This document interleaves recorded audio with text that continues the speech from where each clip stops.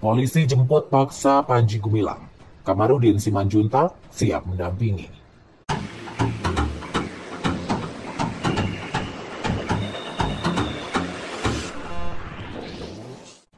Pimpinan Pondok Pesantren Al Zaitun Panji Gumilang akan kembali diperiksa atas kasus dugaan penistaan agama 1 Agustus 2023. Terkait hal itu, Bareskrim Polri memberikan isyarat akan melakukan jemput paksa jika Panji Gumilang tetap mangkir.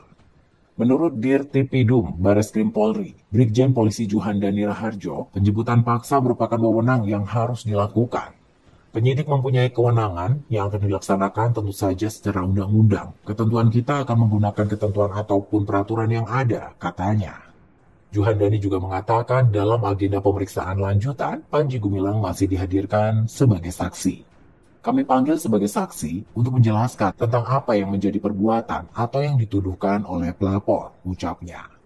Sementara itu, Juhandani menuturkan hingga saat ini setidaknya terdapat 3 laporan mengenai dugaan kasus penistaan agama yang menjerat nama Panji Gumilang. Dia juga menuturkan akan kembali melakukan gelar perkara setelah Panji Gumilang diperiksa. Secara formil kami harus memenuhi kewajiban kami untuk melaksanakan pemeriksaan dan itu dengan pemanggilan, kata Juhandani. Dengan dia sudah memberikan keterangan sebagai saksi, lebih lanjut kami bisa mengetahui sejauh mana perbuatan dan pembelaan yang dilakukan, yang nantinya kami gunakan untuk proses gelar lebih lanjut. Jadi tinggal kita tunggu saja seperti apa penjelasan yang bersangkutan lanjutnya. Negosiasi harga. Sementara itu, pengacara kondang Kamarudin Simanjuntak mengatakan siap membela Panji Gumilang terkait dugaan kasus penistaan agama yang kini ditangani Polri.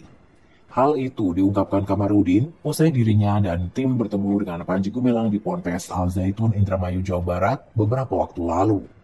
Bahkan karena pernyataannya di Ponpes Al Zaitun yang beredar di media sosial, Kamarudin Simanjuntak juga dilaporkan oleh Partai Umat Medan atas dugaan penistaan agama di Polda Sumut. Terkait pertemuannya dengan Panji Gumilang saat mengunjungi Ponpes Al Zaitun di Indramayu, Kamarudin mengakui ada pembicaraan agar dirinya menjadi pengacara atau kuasa hukum Panji Gumilang. Namun pembicaraan atau kepastian apakah dirinya jadi kuasa hukum Panji Gumilang atau tidak masih dinegosiasi dan berlanjut sampai kini.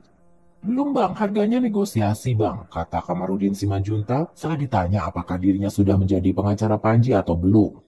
Yang jelas, Kamarudin tidak menampik ada pembicaraan ke arah sana. Sebelumnya, Kamarudin Simanjuntak juga dilaporkan ke Polda Sumut atas dugaan penistaan agama Rabu 26 Juli. Pelaporan Kamarudin Simanjuntak ke polisi dilakukan oleh DPD Partai Umat Kota Medan. Partai Umat adalah partai politik besutan Amin Rais. Penistaan agama yang dimaksud adalah terkait pernyataan Kamarudin Simanjuntak dalam video yang beredar di media sosial saat mengunjungi Pondok Pesantren Al Zaitun pimpinan Panji Gumilang. Terkait soal pelaporan itu, Kamarudin mengaku siap jika dipanggil polisi dan mengikuti proses hukumnya. Ia juga membantah keras telah melakukan penistaan agama atas semua pernyataannya saat mengunjungi Ponpes Al Zaitun pimpinan Panji Gumilang di Indramayu.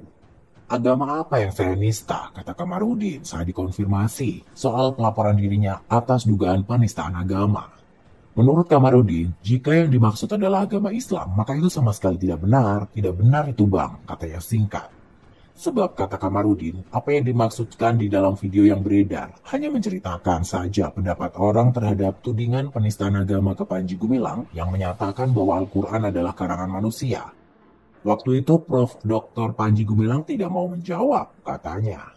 Menurut Kamarudin, ia sama sekali tidak tahu apa alasan dirinya dianggap telah menistakan agama Islam. Nggak tahu saya, tanyakan mengapa pada mereka, ujarnya. Yang pasti Kamarudin mengaku siap menjawab tudingan itu jika dipanggil dan diperiksa pihak kepolisian. Tentu siaplah, kata Kamarudin. Sampai urusan gerobak saya urusi juga, ya. Saya sama Alek ke kantor Satpol PP sampai ke wali kota. Memang gerobak itu tidak ada di situ lagi. Gerobak itu sudah dibawa ke Cakung. Jadi kalau mau ngambil gerobak itu ada prosedurnya, saudara. Sehingga saya berpikir hanya karena gerobak ngapainlah ikut-ikutan begitu. Udahlah, doa aja lah kau. Tuhan kita punya kuasa untuk melakukan mujizat. Berikan sorak-sorai buat Tuhan yang dahsyat luar biasa. Haleluya.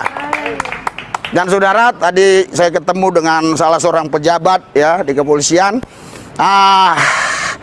Sorry kemarin saya cerita-cerita tentang begitu, dia bilang, kok sulit amat ya, gerobak aja gitu ya. Iya, saudara, jadi udah yang begitu-begituan kita lupakan, sekarang fokus firman Tuhan. Berikan sorak-sorai buat Tuhan yang dasar luar biasa. Haleluya, haleluya, amin. Saudara, ketika pesta anak domba Allah dimulai, Anda jangan lihat di jalan ya, nggak usah. Yesus yang jaga kita, amin. Haleluya. Saudara, saya akan bacakan beberapa ayat dalam Alkitab, satu kisah yang luar biasa. Ya, saya akan bacakan di sini firman Tuhan dari Kisah Rasul pasal yang ke-9. Ya, sementara itu berkobar-kobar hati Saulus untuk mengancam dan membunuh murid-murid Tuhan. Ia menghadap imam besar dan meminta surat kuasa daripadanya untuk dibawa kepada majelis-majelis Yahudi di Damsyik, supaya jika ia menemukan laki-laki atau perempuan yang mengikuti jalan Tuhan yang sekarang dikatakan Kristen, ia menangkap mereka dan membawa mereka ke Yerusalem. Saudara, saya jelaskan dulu dua ayat ini supaya Anda paham. Jadi di sini ada yang bernama Saulus. Saulus ini orang Farisi dan juga dia ahli Taurat. Jadi di kalangan orang Yahudi ya, orang Farisi ini adalah orang yang sangat dihormati. Ahli Taurat adalah orang yang ahli tentang Taurat. Jadi dua jabatan ini dimiliki oleh Saulus, dan dia sangat benci kepada orang Kristen. Di mana-mana ada orang Kristen, dia pasti tangkap dan kalau bisa dia bunuh. Waktu itu saudara, dia langsung menghadap imam besar. Dia dapat surat dari imam besar Kayafas ya, untuk mengizinkan dia menangkap orang-orang Kristen yang ada di Damsyik. Kalau ayat 2 kita ayat 2 kita baca, dan meminta surat kuasa daripadanya. Jadi dia bawa surat kuasa. Setiap ada orang Kristen ditangkap. Setiap ada orang Kristen ditangkap. Ya, kalau bisa dibunuh. Anda nggak apa-apa di sini, paling takutnya Satpol PP. Alah, paling dipegang juga nanti 2 minggu keluar lagi. Ini dibunuh, saudara. Haleluya. Tapi yang namanya Saulus ini, saudara, yang sangat begitu benci dengan orang Kristen, nanti lihat akhir hidupnya bagaimana ya. Kita lanjutkan terus. Dan perjalanannya ke Damsyik, ketika ia sudah dekat kota itu, tiba-tiba cahaya memancar dari langit mengelilingi dia. Ia rebah ke tanah, dan kedengaranlah olehnya suatu suara yang berkata kepadanya, Saulus, Saulus, mengapakah engkau menganiaya aku?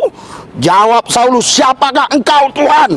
Wah, dia berpikir begini, suara ini pasti dari Tuhan gitu loh. Makanya dia bilang, siapakah kau Tuhan? Katanya, akulah Yesus yang kau aniaya itu. Wow, haleluya.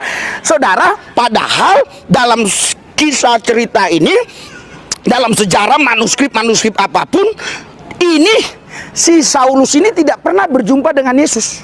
Kapan dia menganiaya Yesus? Tetapi Yesus bilang, kau yang menganiaya aku. Maksudnya begini, setiap orang yang ikut aku, yang kau aniaya, kau sama menganiaya aku.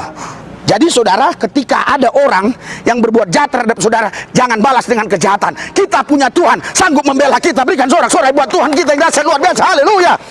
Kita punya Tuhan sanggup membela kita. Saya sudah jalan dari Sabang Merauke, Miangas Rote, dan beberapa daerah luar negeri saya sudah jalani. Saya benar-benar melihat bahwa Tuhan membela saya dalam setiap perjalanan pelayanan saya. Beberapa kali ada orang ingin membunuh saya, mengancam saya, tetapi saya sampai hari ini hidup sehat, terhindar dari COVID Corona. Mati di dalam nama Yesus. Haleluya. Banyak orang-orang di sosmed berkata, kapan ini pendeta Risuli Lubis ini kena COVID? Kapan dia kena COVID? Kapan dia kena COVID? Yang ngomong itulah yang sekarang udah kena COVID. Udah berapa orang mati kena COVID?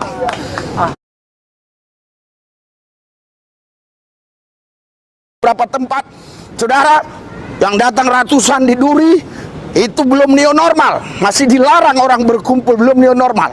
Kalau sekarang sudah boleh gereja ibadah, yang penting protokol kesehatan. Dulu belum boleh.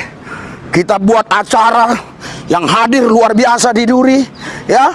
Kita salami, Orang bilang kapan lah si Risuli Lubis ini kena corona virus. Sampai hari ini saya sehat walafiat.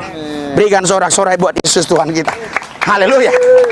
Tapi tetap kita hormati pemerintah ada di sini yang coba ada ya.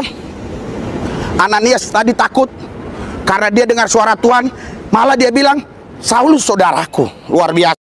Suka penggal kepalanya. Kami percaya tidak ada nama lain di kolong langit ini yang bisa menyelamatkan kami. Hanya ada satu nama, Yesus Kristus. Karena itu kami mau setia ikut Yesus. Terima kasih Bapak. Dalam Yesus kami percaya. Haleluya. Amin. Berikan sorak-sorai buat Tuhan. Oke, silakan dibagi makanannya. Ya. Ini pakaian nanti Bu Silsilia aja. Apa gimana cara? Hah? Coba Ibu bisa contohin siapa yang kira-kira muat ini. Nah, siapa yang muat ini? Nah, ya nanti ya. Oke ya, tenang. Nanti Anda kemari. Oke ya. Iya, enggak. Oh iya. Yang bisa muat ini apa? Saya kasih simbolis dulu. Ah, oke. Oh, cewek. Ini laki ya? Laki, oke? Oke. Mana yang laki lagi? Coba ya. 2 orang aja, 2 orang. Nanti lainnya. Ini cewek ya? Cewek siapa yang muat ini? Oke. Ya udah nanti Ibu ini yang ngatur lah. Ya? Apa Ibu bagi kalau ada yang muat? Nanti nggak muat urus. Udah Pak, boleh dibagi? Boleh. Pohon ada pohon. Oke. Maaf saudara, kita bukan ini ya. Biasanya ya saya sama siapa aja salaman, tapi ya oke.